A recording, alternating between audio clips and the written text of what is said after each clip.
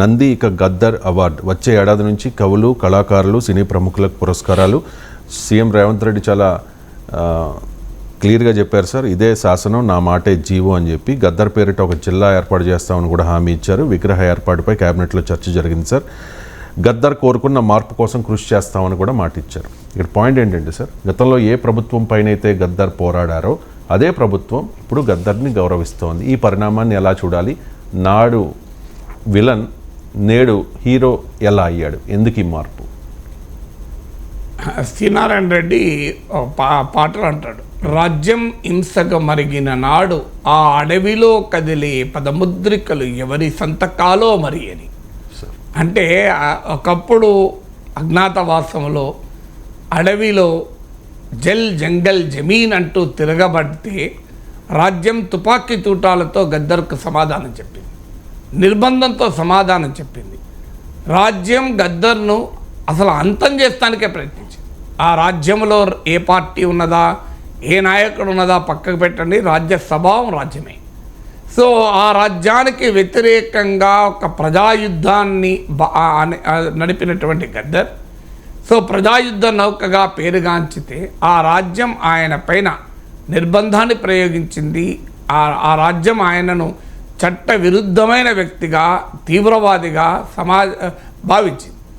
అదే రాజ్యం మీరు అన్నట్లు ఈరోజు ఆయనకు అత్యంత గౌరవాన్ని ఇస్తూ ఎలా రియాక్ట్ అవుతుంది? ఈ పరిణామ క్రమానికి కారణం ఏంటి? గద్దర్ పాటలో తేడా లేదు. గద్దర్ ఆ రోజు ఏం పాడాడో ఇప్పుడు అదే చివరి నిమిషం వరకు అదే పాడాడు. సో గద్దర్ పాటలో భూమి కొరకు, భుక్తి కొరకు, ఈ దేశ విముక్తి కొరకు సాగిన వీరులా లాల్ సలాం అంటూ ఆయన అప్పుడైనా ఇప్పుడైనా పాట మారలే. సో భూమి కొరకు, భుక్తి కొరకు, ప్రజా విముక్తి కొరకు గలం ఆయన ధరిస్తూ వచ్చింది. మరి ఆ రోజు భూమి కొరకు, భుక్తి కొరకు గద్దర్ పాడిన గద్దర్ పాట శత్రువు ఎందుకైంది, ఇప్పుడు ఎందుకు మిత్రుడయ్యాడు అంటే, ఒకటి రొమాంటిసైజింగ్ రెవల్యూషన్ అనేది కూడా రాజ్యము, రాజ్య వ్యవస్థలో ఉండే వ్యక్తుల వ్యవస్థల లక్షణంగా ఉంటుంది. ఇది గద్దర్ పూర్వాశ్రమంలో నమ్మిన మార్క్సిస్ట్ మహోపాధ్యాయుడైన లెనినే ఒక మాట అంటాడు, నా పుస్తకాలు అమ్ముకోవడం వల్ల లాభం వస్తుంది అనే పెట్టుబడిదారులు భావిస్తే నా రచనల్ని కూడా రంగురంగుల పుస్తకాల్లో దాన్ని ప్రచురిస్తారు అని. అంటే తన పుస్తకాలు అమ్మితే వ్యాపారంలో బెనిఫిట్ అవుతుందంటే దాన్ని కూడా పెట్టుబడిదారులు వాడుకుంటారు అని చెప్తాడు. సో అలా గద్దర్ అనే సింబల్ ఇప్పుడు సేలబుల్ ఐడియాగా మారింది. అందుకే అందరూ గద్దర్ స్మరణ చేస్తున్నారు. పవన్ కళ్యాణ్ వీడియో కూడా చూశాను నేను, తీరం తాకిన ప్రజాయుద్ధ నౌక అని. ప్రజాయుద్ధం అనే కాన్సెప్ట్కు పవన్ కళ్యాణ్ అంగీకరిస్తాడా? గద్దర్ మత ఉన్మాదం పైన పోరాడాడు, మతరాజ్య భావన పైన పోరాడాడు. గద్దర్ పాటల్లో మీకు మొత్తం మతరాజ్యానికి వ్యతిరేకంగా, రాజకీయ విలువలకు వ్యతిరేకంగా ఆయన తిరుగుబాటు చేశాడు. పవన్ కళ్యాణ్ ఇప్పుడు ఎక్కడున్నాడు? ఆయన ఇండియాలో ఉన్నాడు. సో ప్రజాయుద్ధాన్ని మొదలు అంగీకరిస్తున్నారు. What is the concept of people's war? Mao ప్రతిపాదించిన ప్రజాయుద్ధ సిద్ధాంతం అది. అక్కడి నుంచి ఆయన ప్రజాయుద్ధ నౌకొచ్చారు. ప్రజాయుద్ధంలో సాయుధ తిరుగుబాటు ఉంది, ప్రజాయుద్ధంలో శ్రామిక జీవుల విముక్తి పోరాటం ఉంది. దాన్ని మీరు అంగీకరిస్తారు ఇవాళ ఈ ప్రధాన పార్టీలు ఏవైనా. విచిత్రం ఏంటంటే ప్రజాయుద్ధ నౌక, తీరం తాకిన ప్రజాయుద్ధం అని మనం మాట్లాడేస్తున్నాం. సో అంటే గద్దర్ ఇది రొమాంటిక్. చేగువెరా షర్ట్లు వేసుకొని చేగువెరా అంటారు, విప్లవాల నయాగరా చేగువెరా అని యూత్ చేగువెరా స్టిక్కర్స్ ఇస్తారు. కానీ చేగువెరా ఏ దేశంలో పుట్టాడు, ఏ దేశ ప్రజల కొరకు పోరాడాడు, ఎక్కడ పోరాడుతూ మరణించాడు, అది ఒక మహత్తరమైన జీవితం కదా. సో ఇవి నినాదాలు చాలా అట్రాక్టివ్గా ఉంటాయి. చేగువెరా నమ్మింది ఏంటి? సోషలిజం కోసం నాటిన విత్తనాలు లాంటి వాళ్ళం మేము, ఓ వసంత సుప్రభాతాన ప్రపంచవ్యాప్తంగా మొలకలు వేస్తాం అన్న ఆలోచనకు చేగువెరా ప్రతినిధి. ఆయన దేశం లేదు, ఆయనకు సమాజం అనేది విశ్వవ్యాపితం.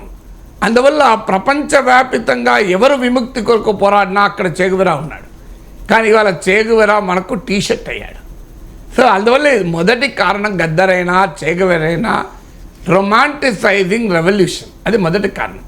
రెండవది గద్దర్ పేదవారికి ఆకలి ఆలమటిస్తున్నవారు, అణచివేతకు గురవుతున్నవారు, ఆక్రందనలో ఉన్నవారు, అణగారిన వర్గాలకు శ్రమజీవనానికి పొలాలన్నీ హలాల దున్ని కమ్మరి చాలల మగ్గం ఇలాంటి సమస్త వృత్తుల సహస్ర వృత్తుల సమస్త జీవులకు గద్దర్ పాట ఒక సింబల్ అయింది. ఆ సింబల్ అయింది కనుక ఇవాళ గద్దర్ అట్రాక్ట్ అయ్యాడు. ఒక పొలిటికల్ డిస్కోర్స్ కూడా గద్దర్ ఒక అట్రాక్టివ్ స్లోగన్ అయ్యాడు. సో ఇక రెండవది గద్దర్ తెలంగాణ వాదానికి, తెలంగాణ అస్తిత్వానికి కూడా ప్రతీక అయ్యాడు. సో అందువల్ల గద్దర్ జయ జయ హో తెలంగాణ అని పాట పాడినా, సో తెలంగాణ కోసం ఆయన గలం విప్పినా, ఆయన కథం తొక్కినా, ఆయన తెలంగాణ అస్తిత్వవాదానికి ప్రతీక అయ్యారు.